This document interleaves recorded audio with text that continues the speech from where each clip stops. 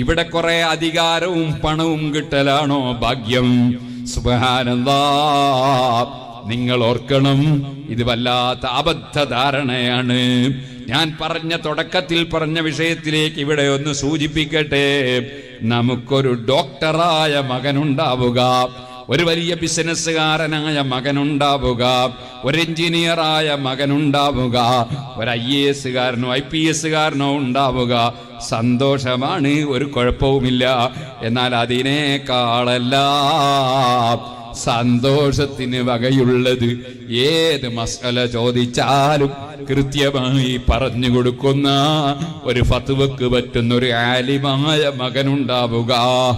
ഏത് കിതാബും ദർസ് നടത്താൻ ശേഷിയുള്ള ഒരു ആലിമായ മകനുണ്ടാവുക. അതിന്റെ പവറുണ്ടോ വേറെ വല്ലതിനും? സുഹൃത്തുക്കളെ, ആലിമിന്റെ പവർ യർഫഇല്ലാഹുല്ലദീന ആമനൂ മിൻകും വല്ലദീന ഊതുൽ ഇൽമ ദറജാത്ത്. ശരിയായ ഇൽമുള്ളവരുടെ ഡിഗ്രി, അവരുടെ പടവ്, അവരുടെ പവർ അതുണ്ടോ നമുക്ക് പറഞ്ഞു തീർക്കാൻ കഴിയുന്നു? അവരല്ലേ റബ്ബിനെ ഏറ്റവും ഭയപ്പെടുന്ന